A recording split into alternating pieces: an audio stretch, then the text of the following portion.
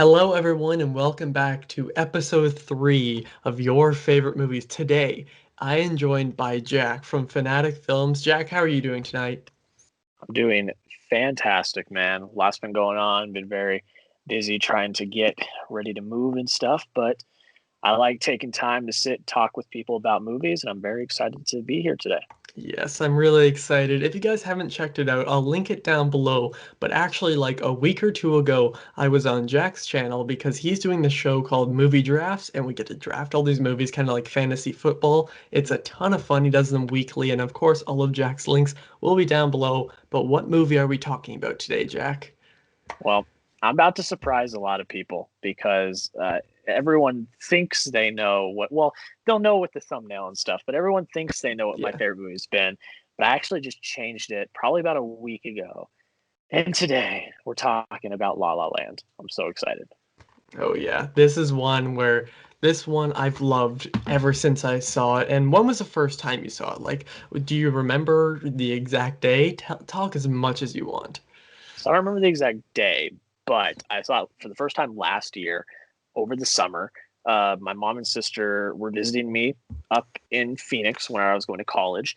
And it was a film that I had picked up at one of the used record stores. And it had been a film that was on my mind. I was like, I want to watch this. I want to see it. I want to see what all the hype's about. You know, it looks really good. It sounds really good. From what I've heard, it's a really great movie. So finally, my sister had already seen it, and I think my mom did too, and they both loved it. And they're like, "Wait, you haven't seen La La Land?" And I was like, "No, I want to watch it, but I haven't yet." And they're like, "Okay, well, we're watching it." So we watched it, and I didn't even watch it in a theater, and it was just my mind just unlocked. A part of my mind just unlocked, and I was like, "Oh my god, this is incredible." So that was the first, and I still, that was why when I was doing my interview series, I always asked people the question, what's one movie you haven't seen in theaters that you wish you had? It's because of this movie. Because I have not seen it in theaters and I wish I have. That definitely makes sense. There are so many gorgeous scenes here and so much that I think it has some of the best cinematography ever, so much I could just picture in the theater. But that's crazy. It took you so long to see it. And how many times have you rewatched it? Was it just that one time? It's been the one time it's Really? crazy. So I watched it in the summer, and since then, so much in my life has just happened. So it's a combination of not having time to watch movies, and when I've had time, I've been watching other new movies, or I've been watching 2020 or 2021 movies, getting ready for videos. So there hasn't been that time yet to sit down strictly and say, I'm going to rewatch La La Land. Now, there are many nights when I have considered it and said, okay, this is going to be the time when it happens. But then something either comes up or I end up watching something else. But no, I've only seen it once. And even though I've only seen it once, I just know that it's my favorite, and just I can understand the brilliance of that movie. Oh yeah, it's really fantastic. I think I've seen it probably like 3 or 4, I think even 4 times now, maybe at least three. I remember the first time I watched it, which it's a little funny story because I rented it along with a few other movies from the library. This was at the end of 2018, I think. Yeah, that sounds right.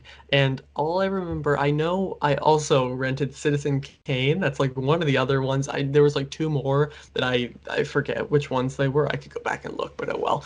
And I forgot to return it in time because like they didn't email me and say like this is due, because normally like when your books or movies are due at the library, they email you like a day before saying, hey, just a reminder that this is due. And then it just didn't send me that, so I forgot about it. And then like a few days later, when I went to bring them back, they're like, oh yeah, you owe us like $40. And I'm like, I'm like, what?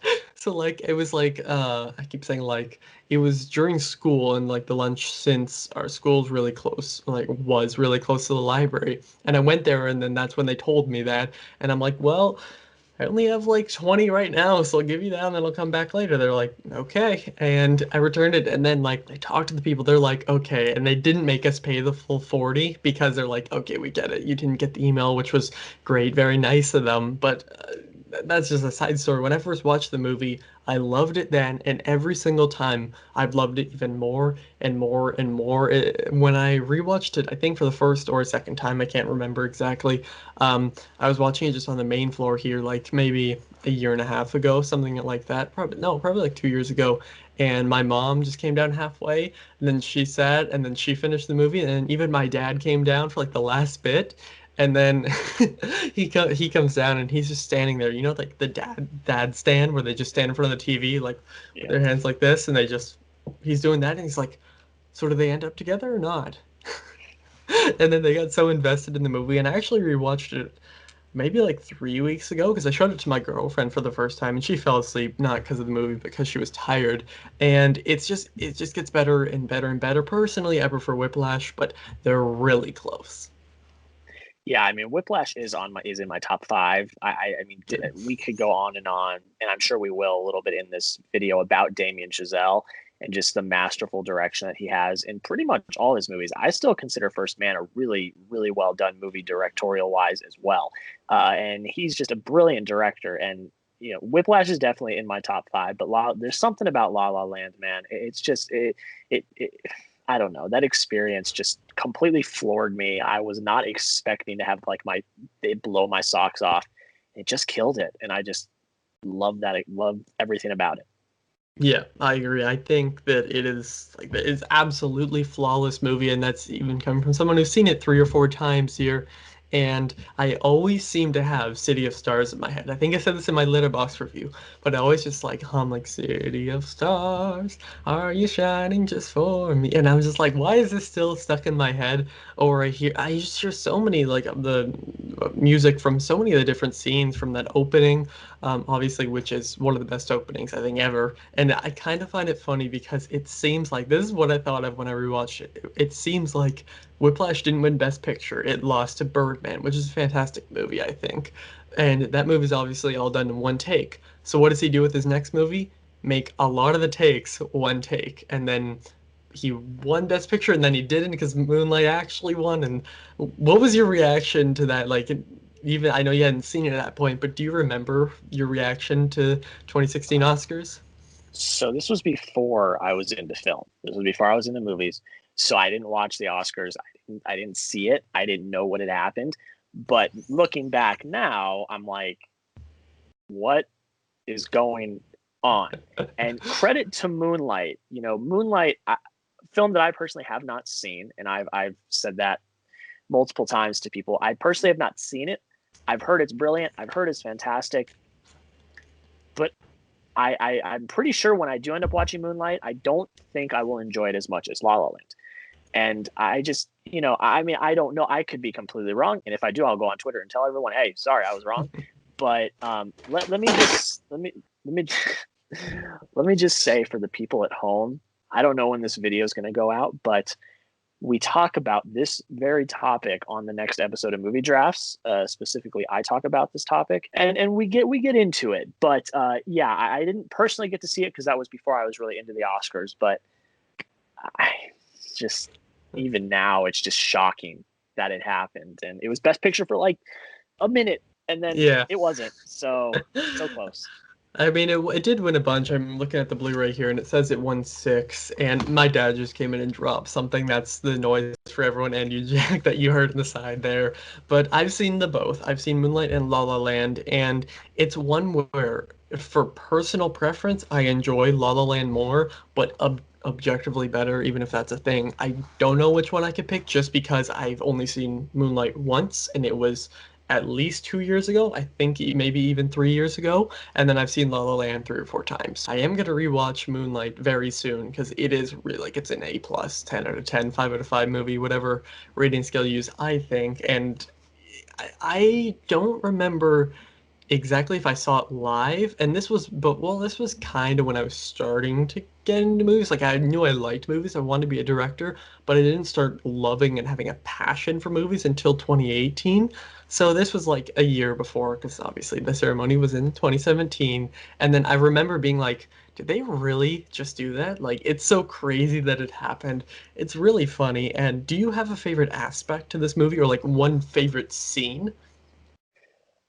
Well, For if that's scene, possible. for scene, no, no, there was scene is easy for me because it was the one scene when I watched it. When I watched it, actually, that it really captured me, and that is the sequence for A Lovely Night when they're up on the hill I dancing agree. at twilight. That scene, what they're able to accomplish with that all in one take, the sweeping camera motions, the choreography, and Emma Stone and Ryan Gosling pulling off the choreography, the music, the direction, everything about that scene is flawless. And the second I saw that in my first watch, I knew. I said, this is a special movie just for this scene, this sequence alone. So that is definitely the one that really stands out to me, the one that I always think about. But my favorite aspect of the film, see, that's tough because I do think that this is a perfect movie. It's one of the few that I have given 100 out of 100. Um, Really. but I gotta go with, and I'm gonna do a deeper dive into this eventually. I've been writing it for a long time, but it's the love story and it's the messaging behind that. That's the thing that really intrigues me. Now, we could talk about the cinematography. I think it's one of the most beautifully shot films ever. We can talk about the direction. Mhm. Again, we think Damien Chazelle is masterful. We can talk about the performances. Emma Stone won an Oscar, but it's the symbolism, the foreshadowing, and just the themes. And the themes that really stand out to me are involved in the love story itself. I think this is a perfect love story, and they don't even end up together in the end. Sorry, spoilers. But I still Yeah, we think that this is expect a that.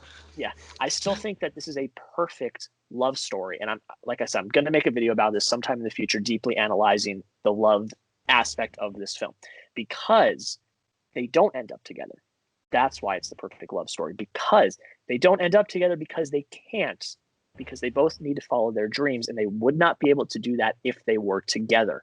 They would drive each other crazy if they were together.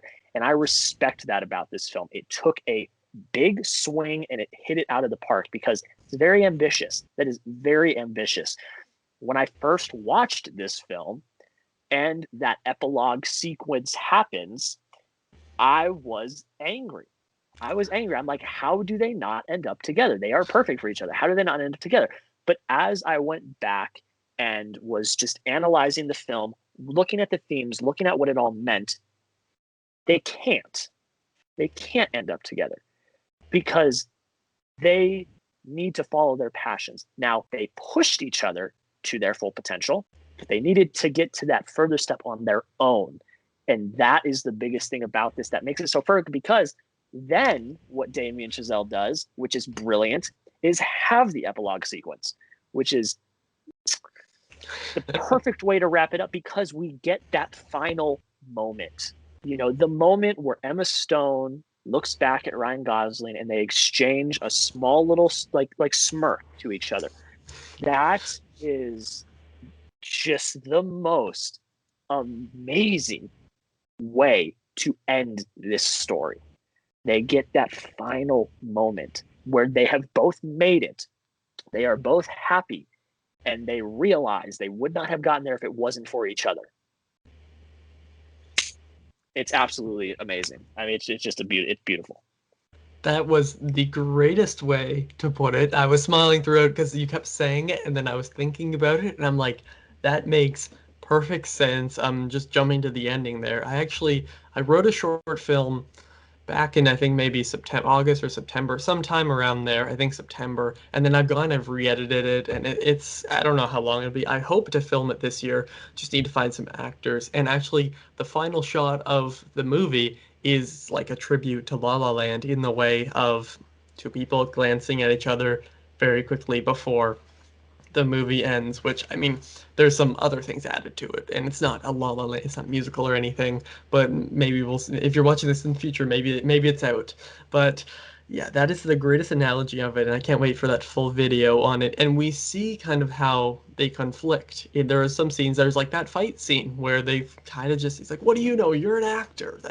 Some line like that, and we see how they are, as you said, they're pushing each other there, but they push each other and then they have to let them go. It's like setting them free finally in the end, and I think it works perfectly here because, yeah, I mean, as you said, you were mad the first time, and like when you think about it, you're like, why are they together? But then when you listen to what you just said, it makes perfect sense. Well, and you bring the fight scene up, and it's fantastic acting from both Ryan Gosling and Emma Stone. But it's brilliant because they are fighting. But when you go back and like listen to what's being said, they are pushing each other to what's making them happy, especially in terms of how the fight even begins. It's really Mia questioning what Sebastian is doing with John Legend and his band. She says, not verbatim, but she's basically saying, this is not what you wanted to do. You've crapped on this type of music, this type of life for so long. Why are you doing this? And basically he responds, well, I'm famous. I've made it. I'm doing it. And she's like, but you're not happy. This is not what you like to do. You know, you want to open a jazz bar. You want to keep jazz alive. It's pushing him to realize that that is not the road he should go down. And that's like so perfect. And I love that. And then later in the film, we have when they have kind of split up and Mia goes back with her mom, I believe it is, where Sebastian drives all the way there, shows up and says, you need to go to this audition. I'm going to push you to get there. So it's different instances. In the fight scene, it is Mia pushing Sebastian. And on the scene when he goes to her house, it is Sebastian pushing Mia.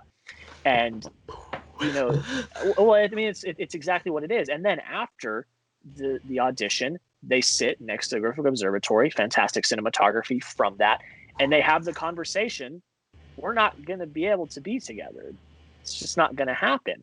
We got to go our separate ways because now they've both had the opportunities. They've both been pushed. And then we cut to that epilogue at the end. And I've already discussed that. It's chef's kiss, how just it ties everything together. But it's the writing. The way that they compose this love story and inject it with these really poignant, very relatable themes. You know, I mean, I relate so much to this film in the fact that, like, when I was looking for jobs, I was really thinking, well, do I want to do what I'm passionate about, or do I want not to just settle, but do I want to do something because it's there, it's obtainable, and I can get there? You know, I mean, like, so it related to me, like, when I was in the middle of my job hunt, because I was like, okay, what do I want to do? And you're at those crossroads, and everyone's at those crossroads at some point in their life. And this film is the perfect way to watch two people at that crossroads and how they deal with it. I agree completely. It's about the center of the movie, as you mentioned, is the relationship, but it's the themes of passion, like compassion and, or not compassion, like being passionate about something that really pushes it to that extra level of making it great. And then you add all the icing of the incredible cinematography, like as you said, some of the best amazing performances. And I hear some people complaining about the singing from them, and I'm like, these people are actually amazing. I don't I'll, understand it at all. I Ryan will, Gosling on the piano is just amazing. What were you gonna say? I said I'll fight that. I will argue that point every day of Yeah. the week because it's authentic. It's authentic. Ryan Gosling's character, he's a piano player, so he's not a singer. He's not an actor. He's not any of that. He's a piano player, so he could be a good singer, but he doesn't have to be. He's a piano player, so like it makes it authentic. Okay, he flubs some notes. He doesn't sound completely on key, but that's authentic. He's a regular guy, and he's singing with a Mia who is very talented. She's going to be an actress, and she's great at what she does. Which I would argue Emma Stone sings fantastic. I mean, she's I great agree. in this, but it's authentic. They're just normal people. They're not, these singers that were brought in to play this role. They're normal people, and that makes authentic. You don't have to be completely on pitch, completely on tone, because again, they're two normal people. So it's like I will fight that to the end of days. I'll die on that hill. I don't agree with that take. I don't agree with that take at all. I love it. I love it for the authenticity. I agree with you, and like that was me just bringing for those watching. That was me just bringing it up. I don't agree with it at all. I think that they're two incredible performances. Obviously, I mean, one's one of my favorite actresses, and one is one of my favorite actors. Like when I was doing that podcast with Carter Anderson last year, I don't remember on which episode it was on. They're on my channel, and the question I think one of us asked was, who do you think had the most consistent run of the 2010s? And we both said Ryan Gosling, because you look at all of his movies. Now, there's a bunch that are great, but you look at all of his movies and they're so amazing. This one, I think, is one of his best ones. I think his performance is really amazing. There's just so many beautiful scenes, and it also has to do with Damien Chazelle too, where they just zone in on him on the piano. And it's just so beautiful. And even if you're someone who doesn't, sit down and listen to piano music for 5 hours, which not a lot of people are, you still really appreciate it for those scenes and going on like under the music especially. It is just beautiful. And the Griffith Observatory scene there where they're kind of going around the air, dancing around the air, that's one of the most beautiful scenes ever. And the scene that's on the cover that we talked about before, the shot of them not going like this. Well, yeah, going like that, where their arms are out, is one of my favorites ever. It just like it brings a sense of like safety and like warmness every time I watch it. I really love this movie. I mean, that scene leads my intro on my YouTube channel. It's like the Yeah. first little clip I have in my YouTube intro, because that scene affected me in a way inside. Like it really like brought out, it elicited emotion. I like gave me goosebumps. I was like, oh my gosh, this is amazing. But I will hop right back before we get in. I'll talk about the music, because that is a very big key in this film. It's a musical. The music is embedded throughout. And this is the one, I will say, this is the one album, like the soundtrack itself, it has no skips. It doesn't. It has no skips. I would listen. So when I was working up in college, there would be some 45, 50-minute drives to get where I was going to work. And that's about the runtime of that soundtrack. So I turn that soundtrack on, the drive would fly by, and it's great. I mean, Horowitz is a master at composition and just everything about music. And there's so many songs in here that I just love. I mean, literally, when I did my end of year Spotify Wrapped, La La Land led everything, I think, except for my artist, which was Logic, who I love. But in the 2 and 3, it was Emma Stone and Ryan Gosling for La La Land. My top album was La La Land, and I think 4 of my top 5 songs were all from the La La Land soundtrack. Like, Oh my God. and I watched this movie in like June or July, so I didn't even hear any of the music before then.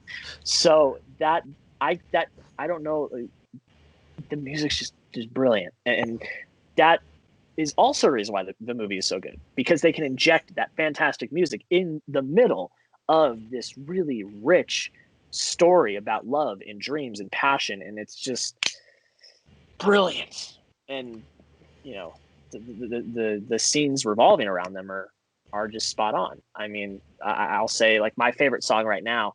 My favorite song originally was "A Lovely Night," and then I listened to it too much, and I got a little bored of it. I still love it, but I got a little bored of it. But the one that I really like, and I don't know if it's anyone. I haven't heard anyone say it's their favorite, because it's not one of the as iconic songs as like "Another Day of Sun" at the beginning, or "A Lovely Night," or the prologue, or things like that. But it's got to be someone in the crowd. The one with Mia and her friends before they go to the party. I don't know what it is. Just a great song. It just kicks off this story. It's just high energy, energetic. I love the choreography and the actual scene itself. I mean, it's the instrumental parts of it as well that get you pumped up. So that's probably right now, it's my favorite song off the soundtrack. But it's every one of them. It's just so good. I mean, I'll praise them forever. They're just brilliant. That's amazing. I think I've probably listened to the soundtrack not nearly as much as you. I don't have it downloaded or anything, but there's a bunch of songs here which I really love. And talking about that scene, especially like the colors of this movie are amazing. And in all their dresses when they're like whipping it around, I think it's really awesome. It's just such like a beautiful movie, and it's one of my comfort movies. I feel like even though you've seen it once in 20 years, it's one of a lot of people's, and so many people love this movie. And talking about the musical aspect of it, I'm someone who loves musicals. If you watch my channel, especially for a while, I really love musicals, and some, especially movie musicals, can feel like, oh, it's just people randomly break out and sing. It's like, why are they doing this? But La La Land, because of that aspect of having one of these being an actor and one of these being someone who's passionate about jazz, like a piano player, it adds to it and it makes those scenes work. And there's some amazing comedy in here too. And I also love how J.K. Simmons is here. And when he like steps back and goes like this, I was like, it's just awesome. And overall, it's just one of my favorite movies for sure. And it grows on me more and more and more every time. Sure, I like Whiplash more, but I mean, Whiplash, I think everyone agrees, is one of the greatest movies of all time. And this one, easily one of the best movies of last decade. It's a 5 out of 5 movie for me, for sure. Wholeheartedly agree. I know eventually we're going to do a movie draft revolving around musicals, and this film is going to be a very hot commodity. Yep. I know you're going to be on, definitely going to be on for that one. So that's going to be a hot commodity for every, everything. I mean, it's just the music is brilliant. The cinematography, like we said, the direction, performances. It's a beautiful movie. The colors are just vibrant and welcoming and warm, and it's also a movie about Hollywood, and that's something we haven't really talked about either. Is I love movies about making movies. I love movies about Hollywood. And that's what this is. This is an encapsulation of Hollywood itself, the struggle that most people go through trying to get gigs, trying to go to auditions. And it really makes Los Angeles and Hollywood beautiful. And that was something I really liked, because this film made me realize how much I really liked that area of the country, especially that city. And I haven't been there a lot, obviously, because I'm from Arizona, but I have been there enough to like appreciate that area, appreciate how beautiful it is, appreciate how vibrant it is, because a lot of people say it's run down, it's full of traffic, blah, blah, blah, all of that stuff. But when you get into the core of it, it's still a beautiful city. It's still a beautiful landscape. It's still a beautiful environment. And I love Los Angeles. And this movie really, really brought that out in me, just my love for that area. So it's all in the cinematography. It's all in the production design. It's all in all the colors that are used. And a lot of that is Damien Chazelle. I mean, it's him. This was his passion project. He made Whiplash to be able to make La La Land. So you can tell, you can feel the passion in this project, and it works, and it works in the best ways possible. I agree, and there's so many scenes here where I've seen like the behind the scenes. I just said scene like 3 times, but you're talking about a movie about making movies, and there's so many just incredible videos of them behind the scenes, like the one where it was in Emma Stone is dancing, and then Ryan Gosling's on the piano, and it's doing that whip pan thing that also does in Whiplash, and you just see him like tap and tap, and of course the cover scene, whatever we want to call it, a lovely night, and you just see like the big camera come down from the rig and move and like Yeah. smoothly move everything about this movie. I haven't been to Los Angeles yet, but I really wanted to forever, but now COVID's kind of getting in the way of that. But one day, one day, this movie truly a masterpiece, like a masterpiece in every sense of the word. I feel like after this video, you're gonna go and rewatch La La Land really soon, because I always do that after I shoot a video on a movie. I always seem to do that. No, yeah. I mean, like I said, it's definitely been something I've wanted to do for a while. I've really wanted to revisit it. I know eventually when I make that video analyzing it, I'll have to watch it at least a few more times. But I definitely think once I finish my move, once I get everything settled, that'll probably be one of the first movies I pop in, because it's been too long. It's been too long. And it's just, it's how it is. But it's just, and all of this, like I would just say, all this analyzation and everything, I've only seen the movie once. And that is the power of this movie. I've only seen it once, and I'm so enthusiastic about it, and I love it so much. Now, I have done my research. I have done a lot. I've analyzed a lot, watched a lot of people's videos, read a lot of articles, watched a lot of behind the scenes, and I don't do that for most movies. I really don't. I'll do some research for reviews and things like that, but I didn't review this movie. I mean, I did a throwback review, but I didn't see it when it came out, so I didn't do a review. I just genuinely wanted to know more about it. I wanted more content on it. And so it's just been such a ride. And it's just it's just such a great movie. And I think you're raving about it too. It's just such a Yeah. brilliant movie. I just love everything about it. Yep, I totally agree. And when you talk about going in, trying to figure everything out about the movie, that's how I felt last year. I think sometime during May or April when I watched Before Sunrise, especially the whole trilogy, but Before Sunrise, another romance movie, my second favorite, but behind Eternal Sunshine of the Spotless Mind. It's just a movie that really sticks with you. That movie stuck in my mind for God, like months and months after I finally rewatched and reviewed it, which there's a little shameless plug there. But it's just La La Land really sticks in your mind for so many of those elements. You go down like report your like cinematography, yep, acting, yep, musical score, yep, direction, yep, production design, yep, like everything is so perfect. We talked so much about it. There's so much more that we could say, but Jack, I have to thank you for coming on the channel. I can't wait to be back on that movie drafts episode. I mean, you guys got to check that out. There's so much fun. I watched the third episode while I was updating my letterbox, and it flew by. They're so entertaining, and all of Jack's stuff is linked down below. His channel is awesome, and he's writing stuff, you making stuff on Instagram, Twitter, like all this stuff. Really great work, and thank you all for watching. I'll see you guys next time. Over and out.